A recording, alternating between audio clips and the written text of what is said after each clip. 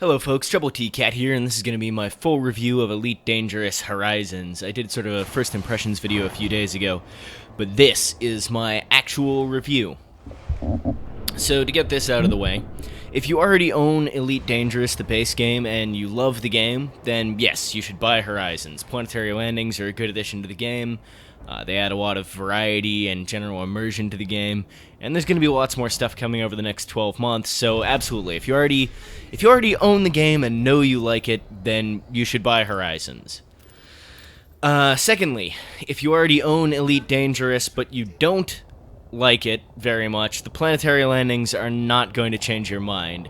The patch that came out at the same time as Horizons actually added quite a bit more mission variety and lots of small interface improvements and balance changes and that kind of stuff. So if you already own the base game, you may as well check that out and see if it addressed your problems with the game, and then maybe buy Horizons now or later when it goes down in price if it did. Planetary landings alone are unlikely to be enough to change your mind if you dislike the base game, though. So not recommend it to those people. If you if you don't own ED at all, if you haven't played it, then here we get to the meat of the review. Welcome. I like ED a fair bit, and I like it even more with Horizons. As I already said, I feel like Horizons added a good chunk more variety and increased immersion a great deal by allowing you to actually go down and land on planets. You get a much better sense of scale and belonging in the galaxy, and that's great. However, like I've said in every review for each new version of this game so far, and despite how much I like Horizons, it's still hard to recommend it to a general gaming audience. It's getting closer. I don't know, maybe this time next year, once all of the content for Horizons is out. We'll have to wait and see. The game world still feels pretty empty and shallow. The game can be really repetitive, even with the new mission types they brought in recently.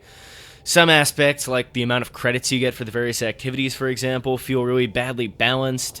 Flying long distance through Super Cruise, which you will end up doing a fair bit of, even if you try to plan to avoid it, you'll still end up doing it. It remains a mechanic that's tolerable at best and can be mind-numbingly boring or even frustrating other times.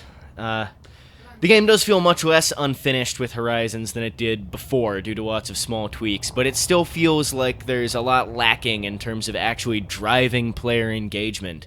Your actions still feel entirely meaningless since they have no visible impact on the game world, with the exception of maybe community goals, which are these handcrafted time-limited events that sometimes result in the creation of a new trade good or a new starport or something. And lots of activities just don't offer much satisfaction at all outside of the credits they pay. I know this sounds like I'm being really, really harsh on the game, but as I said, I do really enjoy the game. I've been playing it a lot. I've played it for something like 280, 300 hours myself. And I would recommend it to a very specific type of player. As I said, I've played it a lot, but I understand that that's not because it's a good game. It's because it's very appealing to me with the type of gamer that I am. So to get value out of ED, you need to be the kind of player that really likes just sort of the experience of immersing themselves in a game world. Like, immersion is the one aspect that Elite Dangerous really nails. The game sounds great, it looks pretty good, piloting the ships and driving the SRV both feel fantastic. The reason I like the game is that despite how fundamentally flawed it is as a video game, I can nonetheless have a great time sinking into the fantasy of being a spaceship pilot in the 34th century. It's a really sedate, relaxing experience most of the time, and every now and then there will be this moment of, like, extremely high tension, you know, when you might die in combat, or, you know, maybe you crash into shit because you're a terrible pilot like I am, or whatever. And these moments are made even more intense by the fact that they're rare, and you do spend a lot of the game not doing a whole lot that's exciting. And I really like the game for that, the fact that I can sort of sink into it and immerse myself in that fantasy. So if that's the kind of player you are, if that's something that sounds interesting to you, like if you're just really into space sims or sims in general, and you just really like that experience of sort of feeling immersed in a game world, then you may want to buy Elite Dangerous Horizons. If you're buying it now, you only need to buy Horizons, by the way, just to be clear. You don't need to buy the base game, you only need to buy Horizons. Just understand, even if you are that kind of player, if you take that recommendation, because it sounds like, because you might think you will enjoy it as much as I do, just understand that it can be a hard game to get into. A lot of aspects of it can be kind of underwhelming, and it certainly hasn't realized its full potential yet. So that's sort of my thoughts on the game, the kind of player I would recommend it to, and generally the fact that I wouldn't recommend it to the average gamer just yet. So hopefully that was helpful. Thanks for watching, guys. And next time... actually, I forgot. One more thing I wanted to mention. A lot of people have been complaining about the pricing and the business model surrounding the release of Horizons, so I feel like I should mention that.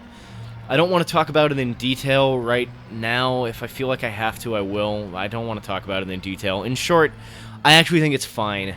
It's $60 for new players who are buying into Elite Dangerous now, and they're just buying Horizons. That gets you all the content in the game, $60, standard price for a game. And if you already own Elite Dangerous, then getting the Horizons expansion costs $45. Which, yeah, I mean, just in short, I think it's fine. I think it's reasonable. I don't have a problem with it. I'm not sure why. I kind of understand why some people are upset, but I think they're being silly. Alright. Anyway, thanks for watching, guys, and I'll see you next time. I'll be doing quite a few more ED videos over the next few weeks, just kind of gameplay, that sort of thing. So look out for those, and fly safe, Commanders.